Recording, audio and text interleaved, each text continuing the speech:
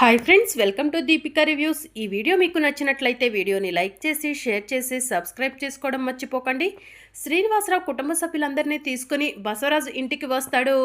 ఇక కీర్తి శ్రీనివాసరావు లక్ష్మి కాళ్లకు నమస్కారం చేసుకుంటూ ఉంటుంది. చల్లగా ఉండమ్మా అని శ్రీనివాసరావు లక్ష్మి కీర్తిని ఆశీర్వదిస్తారు. ఒరే బసవ, వీళ్ళతో మనకెందుకులే కానీ మనం వెళ్దాం పదరా అని చెప్పి నీలాంబరి బసవరాజుని తీసుకొని అక్కడి నుంచి వెళ్ళిపోతూ ఉంటుంది. సిద్ధు, మీ నాన్నమ్మ బయలుదేరారేమో చూడు, కార్యక్రమం మొదలు పెడదాం అని విశాలాక్షి అంటుంది. ఇక సిద్ధు బయటకు వెళ్ళి చూస్తూ ఉంటాడు.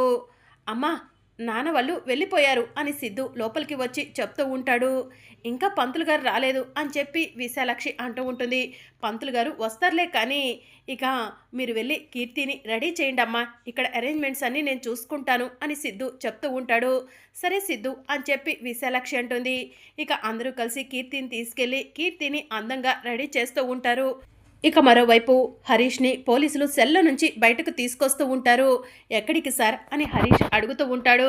ఈరోజు నిన్ను కోర్టుకు తీసుకెళ్తున్నామని నిన్న చెప్పాను కదయ్యా అని పోలీస్ వాళ్ళు హరీష్కి చెప్తూ ఉంటారు. సార్ ప్లీజ్ సార్, నాకు ఒకే ఒక్క గంట బయటికి వెళ్ళి వచ్చే అవకాశం ఇవ్వండి సార్ అని హరీష్ అడుగుతూ ఉంటాడు. బయటికి వెళ్ళొస్తావా? నీకేమైనా పిచ్చా? నిన్ను కోర్టుకు తీసుకెళ్తున్నామని చెప్తే బయటికి వెళ్ళొస్తా అంటున్నా అని పోలీస్ వాళ్ళు హరీష్ని అంటూ ఉంటారు. సార్ అది కాదు సార్, నా భార్యకు మొదటిసారిగా బిడ్డ పుట్టబోతుంది. తనకి మొదటిసారిగా శ్రీమంతం జరుగుతుంది. శ్రీమంతంలో నేను ఉండాలని తను బలంగా కోరుకుంటుంది సార్. నా భార్య శ్రీమంతానికి వెళ్ళొస్తాను సార్ అని చెప్పి హరీష్ పోలీసు వాళ్ళను అడుగుతూ ఉంటాడు. ఏమయ్యా, నువ్వు చేసే పనుల వల్ల మా ఉద్యోగాలు పోయేలా ఉన్నాయి. ఇవన్నీ కూడా నువ్వు ఈ కేసు ఒప్పుకోకముందు ఆలోచించి ఉండాల్సింది. ఇప్పుడు నిన్ను పంపించడం కుదరదు అని పోలీసులు చెప్తూ ఉంటారు.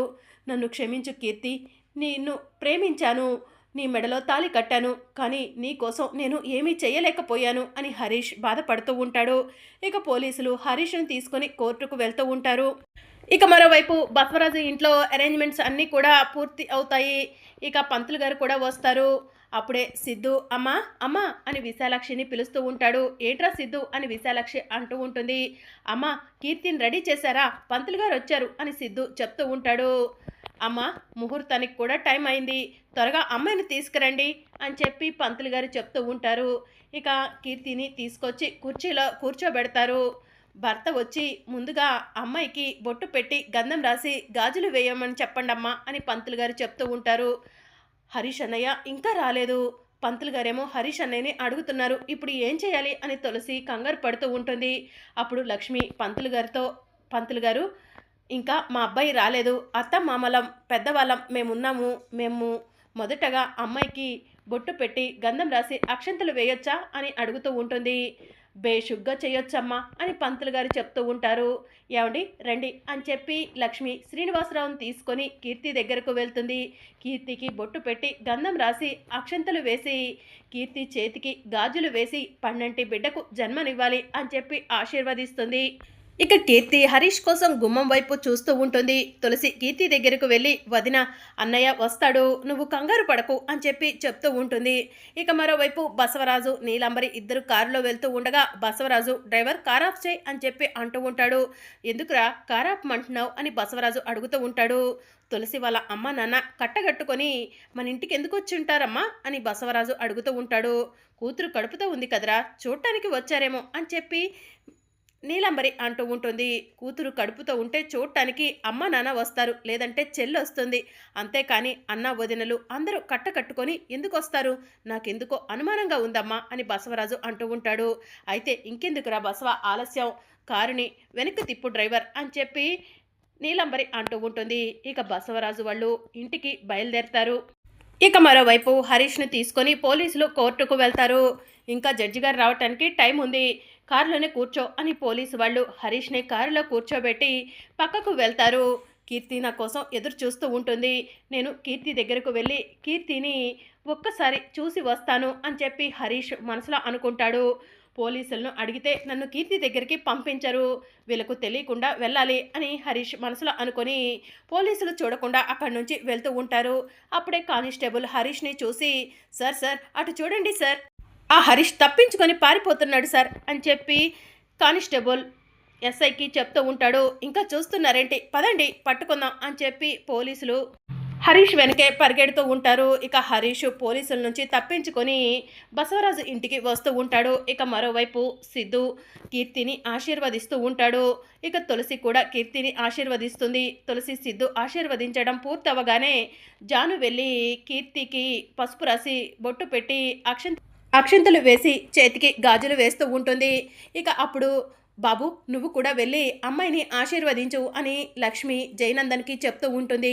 జయనందన్ బంగారు గాజులు తీసుకెళ్లి కీర్తికి బహుమతిగా ఇస్తూ ఉంటాడు. ఎందుకన్నయ్య ఇవి అని చెప్పి కీర్తి అడుగుతూ ఉంటుంది.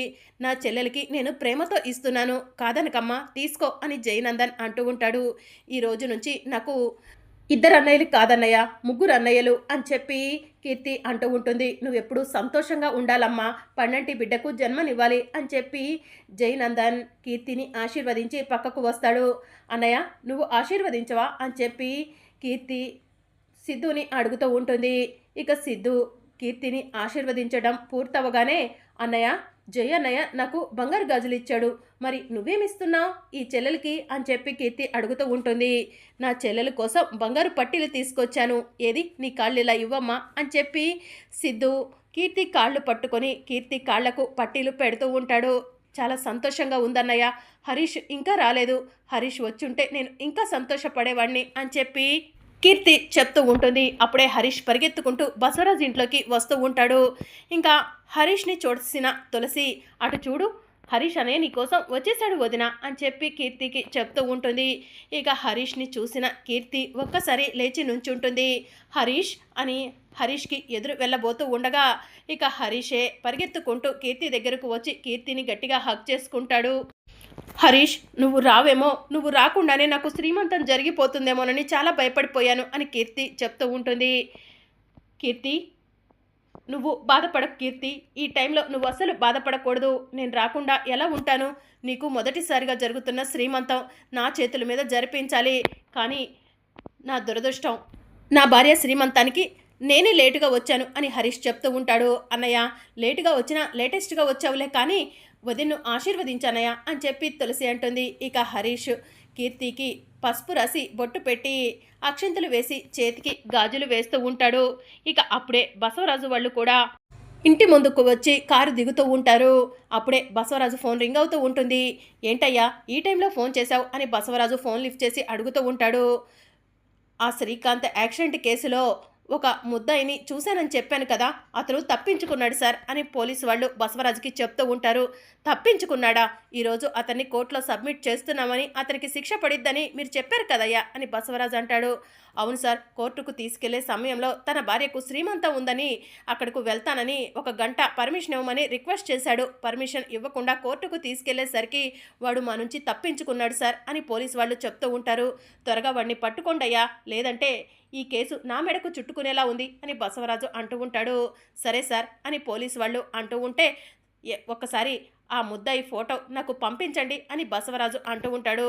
ఇక పోలీసు వాళ్ళు బసవరాజు ఫోన్కి హరీష్ ఫోటో పంపించగానే హరీష్ ఫోటో చూసిన బసవరాజు షాక్లో ఉంటాడు.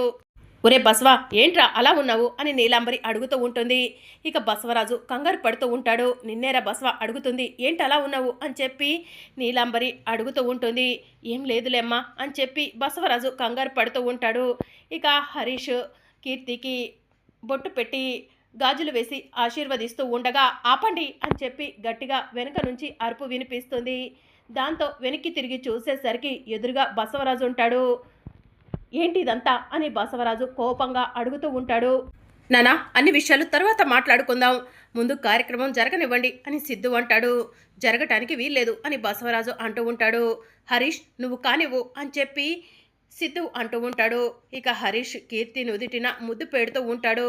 ఇక అప్పుడే పోలీసులు వచ్చి ఆపండి అని చెప్పి గట్టిగా అరుస్తారు. అందరూ వెనక్కి తిరిగి చూస్తారు. ఏంటి ఎస్ఐ గారు ఇలా వచ్చారు, ఎందుకు ఈ కార్యక్రమాన్ని ఆపమంటున్నారు, మా నాన్న ఏమైనా కంప్లైంట్ ఇచ్చారా అని సిద్ధు అడుగుతూ ఉంటాడు.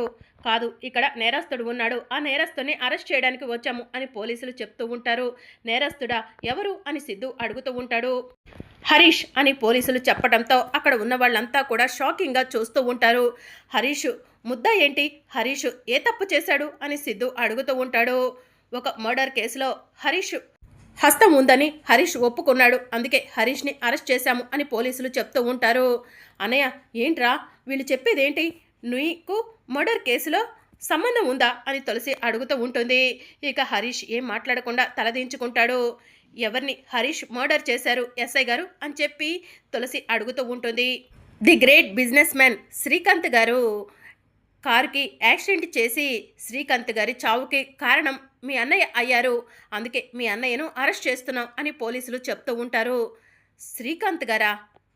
ఏ శ్రీకాంత్ అని చెప్పి తులసి అడుగుతూ ఉంటుంది. ఖుషి ఇండస్ట్రీస్ శ్రీకాంత్. ఒక యాక్సిడెంట్లో శ్రీకాంత్ గారు వాళ్ళ అమ్మగారు ఇద్దరు కూడా చనిపోయారు. ఆ యాక్సిడెంట్ చేసింది ఈ హరీషే అని పోలీసు వాళ్ళు చెప్తూ ఉంటారు. ఇక దాంతో తులసి పోలీసు వాళ్ళ షర్ట్ పట్టుకొని ఏంటి శ్రీకాంత్ని యాక్సిడెంట్ చేసి చంపింది మా అన్నయ్య? ఏ ఆధారం ఉందని మా అన్నయ్య శ్రీకాంత్ని యాక్సిడెంట్ చేసి చంపాడని అంటున్నారు అని తులసి అడుగుతూ ఉంటుంది. ఇక బసవరాజు కంగారు పడుతూ ఉంటాడు. చెప్పండి ఎస్ఐ గారు, శ్రీకాంత్ గారికి యాక్సిడెంట్ జరిగినప్పుడు మా అన్నయ్య మాతోనే ఉన్నారు అని చెప్పి తులసి చెప్తూ ఉంటుంది. ఏం మాట్లాడుతున్నారు తులసి గారు మీరు అని చెప్పి పోలీసు వాళ్ళు అడుగుతూ ఉంటారు. శ్రీకాంత్ గారు నన్ను పెళ్లి చేసుకోవడానికి మండపం దగ్గరకు వస్తుంటేనే అనుకోకుండా యాక్సిడెంట్ జరిగింది. ఆ యాక్సిడెంట్లో శ్రీకాంత్ గారు వాళ్ళ అమ్మ వసుంధరాదేవి గారు చనిపోయారు. ఆ సమయంలో మా అన్నయ్య మండపంలోనే ఉన్నారు. మా అన్నయ్య ఎలా ఈ మర్డర్ చేశాడని అనుకుంటున్నారు అని తులసి అడుగుతూ ఉంటుంది. అది మేడం అది అని పోలీసులు కంగారు పడుతూ ఉంటారు. ఏంటి కంగారు పడుతున్నారు? తులసి అడుగుతున్న ప్రశ్నకు సమాధానం చెప్పండి ఎస్ఐ గారు, లేదంటే మీపైన నేను కేసు పెడతాను అని సిద్ధు అడుగుతూ ఉంటాడు. సిద్ధు గారు ఈ విషయాన్ని ఇక్కడ వదిలేసేయండి అని పోలీసు వాళ్ళు అక్కడి నుంచి వెళ్ళిపోబోతూ ఉండగా, హలో ఎస్ఐ గారు ఒక్క నిమిషం ఆగండి, మర్యాదగా మీరు నిజం చెప్తారా లేకపోతే డీజీపీ గారికి మీ పైన కంప్లైంట్ ఇవ్వమంటారా అని సిద్ధు అడుగుతూ ఉంటాడు. ఒరే సిద్ధు వదిలేయమంటున్నారు కదా, వదిలేయచ్చు కదా అని బసవరాజు అంటూ ఉంటాడు. వదిలేదే లేదు, హరీష్ని అన్యాయంగా ఈ కేసులో ఎందుకు ఇరికించాలని చూశారో పోలీసు వాళ్ళ నోటితోనే చెప్పిస్తాను, మర్యాదగా చెప్తారా డీజీపీ గారికి ఫోన్ చేయమంటారా ఎస్ఐ గారు అని చెప్పి సిద్ధు అడుగుతూ ఉంటాడు. సిద్ధు బాబు డీజీపీ గారికి ఫోన్ చేస్తే నా ఉద్యోగం పోతుంది, ప్లీజ్ ఈ విషయం డీజీపీ గారి వరకు తీసుకెళ్ళకండి అని పోలీసు వాళ్ళు అంటూ ఉంటారు. అయితే నిజమేంటో చెప్పండి అని చెప్పి సిద్ధు అడుగుతూ ఉంటాడు. మీరు 2 years బ్యాక్ ఒక కారుకి యాక్సిడెంట్ చేశారు గుర్తుందా అని పోలీసు వాళ్ళు సిద్ధుని అడుగుతూ ఉంటారు. సిద్ధు గతంలో జరిగిందంతా కూడా గుర్తు చేసుకుంటూ ఉంటాడు. నేను యాక్సిడెంట్ చేశానా అని సిద్ధు అంటూ ఉంటే, అవును సార్, రింగు రోడ్డు దగ్గర మీ కారు ఒక కార్ని ఢీకొట్టింది అని పోలీసు వాళ్ళు అంటారు. అవును, ఆ కారులో ఉన్న వాళ్ళంతా కూడా సేఫ్గానే ఉన్నారని డాక్టర్లు చెప్పారు కదా అని సిద్ధు అంటూ ఉంటాడు. లేదు సార్, ఆ కారులో ఉంది శ్రీకాంత్ గారు, వసుంధరాదేవి గారు, వాళ్ళిద్దరూ మీరు చేసిన యాక్సిడెంట్లో అక్కడికక్కడే చచ్చిపోయారు అని చెప్పి పోలీసు వాళ్ళు చెప్తూ ఉంటారు. వాట్ అని సిద్ధు అంటూ ఉంటే, అవును, ఆ యాక్సిడెంట్లో శ్రీకాంత్ గారు, వసుంధరాదేవి గారు చనిపోయారు. ఆ విషయం మీకు తెలియకుండా బసవరాజు గారు మేనేజ్ చేశారు అని చెప్పి పోలీసు వాళ్ళు సిద్ధుతో చెప్తూ ఉంటారు. ఆ మాట విని సిద్ధు తులసి షాక్లో ఉంటారు. మరి అప్కమింగ్ ఎపిసోడ్లో ఏం జరగనుందో తెలుసుకోవాలనుకుంటున్నారా? అయితే ఛానల్ను సబ్స్క్రైబ్ చేసుకుని సపోర్ట్ చేయడం మర్చిపోకండి. Thank you for watching.